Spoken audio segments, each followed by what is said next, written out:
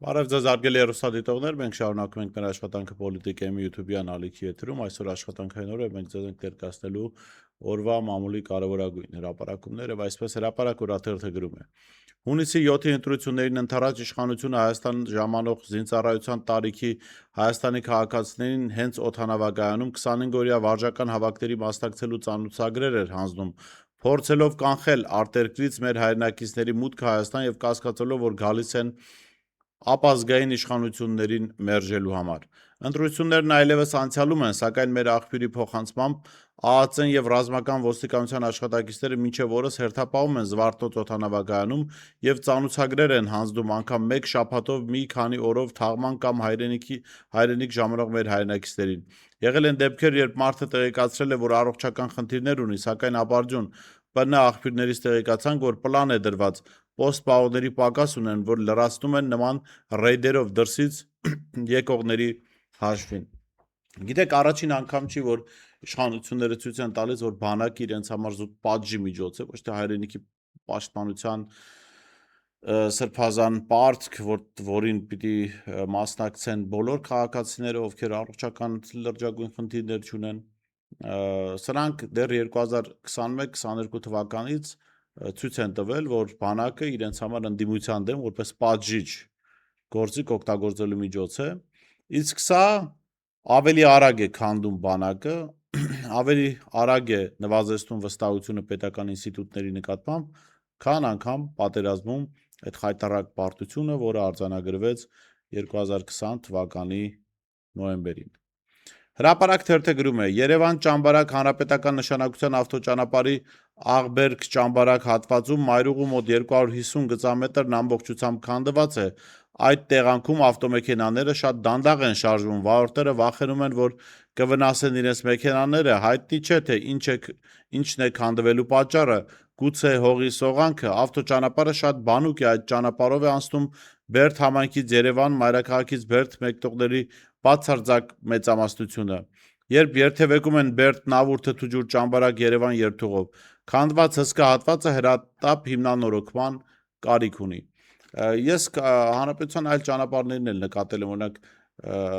նման իրավիճակ, սա խոսում է իշխանության աշխատանքների որակի մասին, նաև Երևանի ասֆալտապատումն է դրա մասին խոսում, ասենք արվում է ասֆալտ, որը ընդամենը կարող է 1-2 անձրևի հետևանքով քանդվել ամբողջությամբ, փոսեր առաջանալ եւ անանցանելի դառնալ որոշ դեպքերում։ Իշխանությունները լավ ճանապարհ կառուցելու խնդիր չունեն, իրենք խնդիր ունեն սև գույնի ներկել հողը ասֆալտով, որ հետո մարդկանց ասեն, թե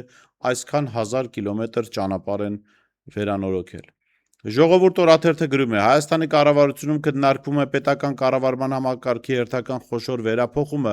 որի արդյունքում մինչև 2028 թվականը կարող է փուլային կարգով դադարեցվել գործող մարզպետների ինստիտուտը։ Օրաթերթի կառավարական աղբյուրների փոխանցմամբ քննարկվող մոդելի համաձայն ներկայիս մարզպետների փոխարեն յուրաքանչյուր մարզում կարող է գործել ընդամենը մեկ կառավարության ներկայացուցիչ փոքր աշխատակազմով եւ սահմանափակ գործառույթներով, թեև այս նախաձեռնության վերաբերյալ առայժմ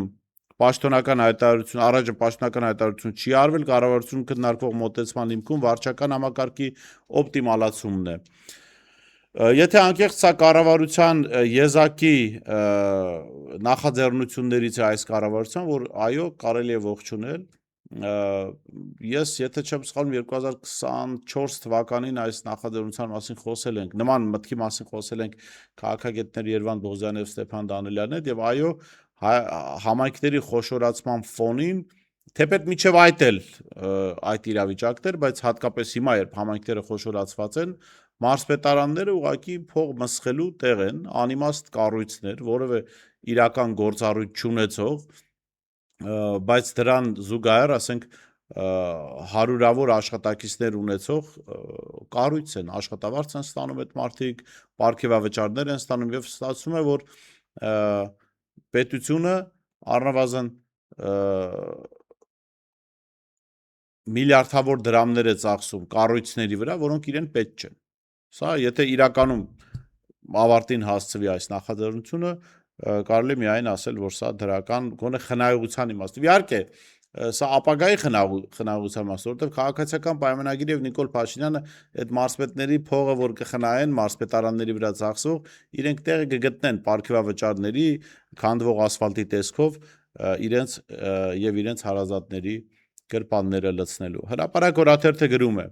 Բոլորը գիտեն, որ նախնական կալանքը առանց դատարանի վերջնական դատավճռի մեզանում կիրառվում է որպես պատիժ, հատկապես Նիկոլ Փաշինյանի քաղաքական հակառակորդների, նրա քննադատողների, ընդդիմադիրների նկատմամբ, սակայն պարզվում է, մարդկանց կալանավորելով, բանտ ուղարկելով էլ հաճախ չեն բավարարվում, կալանքը կրելու պայմաններն էլ տարբեր մարդկանց համար տարբեր են, նախ խցերն են տարբեր, քաղբանտարկյալներին որպես կանոն վատ խցերում են պահում, որտեղ շատ մարդիկ կան, երբեմն ծանր քրեական հանցագործներ, եթե սովորական քրեական հանցագործների համար թույլատրված է խցում սառնարան, հեռուստացույց, կոնդիցիոներ, հարմար մահճակալ ունենալ, ապա քաղաքականների դեպքում հաճախ արգելված է։ Սամվել Կարապետյանին օրինակ ամռանն արգելել են հովացնող որևէ սարք փոխանցել, իսկ ձմռանը նույնիսկ վերմակ, երբ խցում 0-ին մոտ աստիճան է եղել, եւ կալանավայրն էլ մինչև դեկտեմբերի 10-ը չեն ջեռուցել։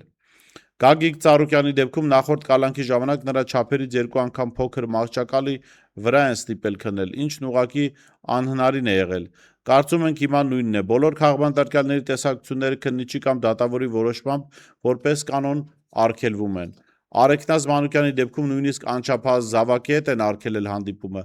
Պատգամավորների այցելություններն էլ են փակում եւ միայն փաստաբանն է կարողանում այցելել, որ հոգեբանորեն ինչքան հնարավոր է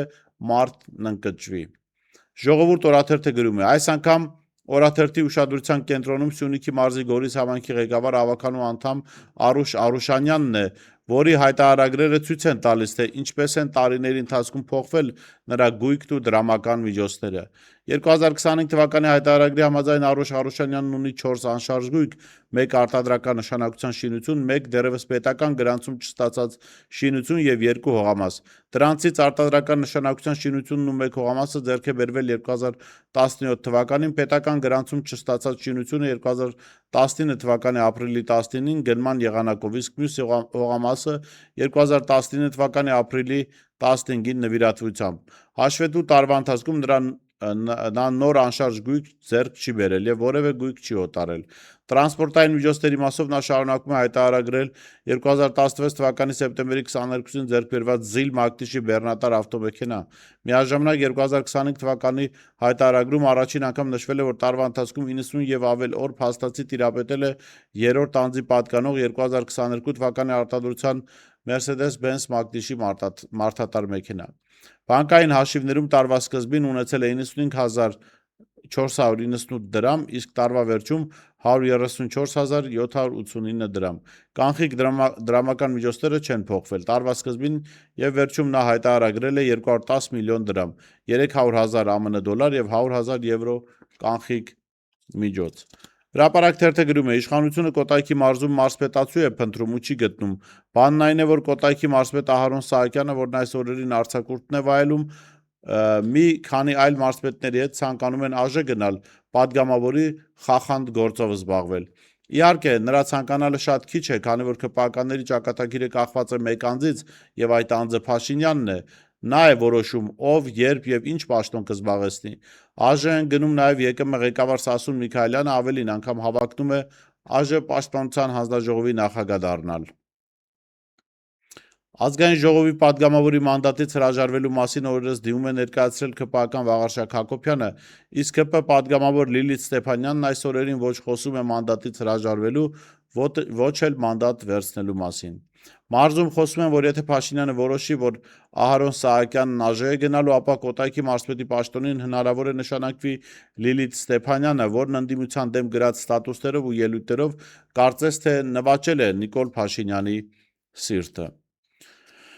Հրապարակ օրաթերթը գրում է. Նիկոլ Փաշինյանը որոշել է իր ամենամտերիմ մարդկանց ժերտվա տալ։ Առաջին ԱԺ նախագահ Ալեն Սիմոնյանն էր, որը կրնկակող հետևում էր Փաշինյանին ողջ քարոզարշավի շրջանում։ Նրա հետ ձեթով պերաշկի ու ճամփեզրից առած կուկուռուզ էր ուտում, նրա հրահանգով անպատվում ու վիրավորում ընդդիմադիրներին։ Երկրորդ զոհը ըստ ԿՊԱ-ական աղբյուրների վարչապետի աշխատակազմի ղեկավար Արայիկ Հարությունյանն է լինելու, Փաշինյանի ամենավստահելի մարդկանցից մեկը։ Նրա աջ ձեռքը Գորշ կարդինալը, որը 1000 հարց է լուծում երկրում եւ թիմում։ Ըստ մամուլի Փաշինյանը դժգոհ է մնացել ընտրությունների արդյունքներից եւ ԿՊ շտաբի պետ Արայիկ Հարությունյանին որոշել է զրկել աշխատակազմի ղեկավարի բարձր պաշտոնից ու աքսորել խորհրդարան։ Իշխանական մեր աղբյուրներից տեղեկացանք, որ Նիկոլ Փաշինյանը նրան գործուղում է օրենսդիր մարմին շարքային падգամավորի կարգավիճակում, ինչպես ժամանակին արեց Արսեն Թորոսյանի հետ աշխատակազմի ղեկավարի պաշտոնից շարքային падգամավոր դարձնելով։ Սակայն պատճառը ոչ թե ընտրությունների արդյունքներն են,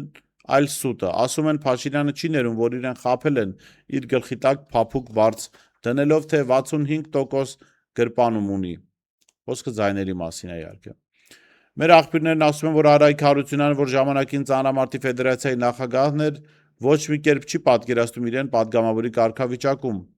Նա այլ ախորժակ ունի, հավակնում է դառնալ ՀԱՕԿ նախագահ, կառույցի ղեկավարը ԲՀԿ նախագահ Գագիկ Ծառուկյանն է, որին Փաշինյանը որոշել է սատկացնել եւ կզացնել։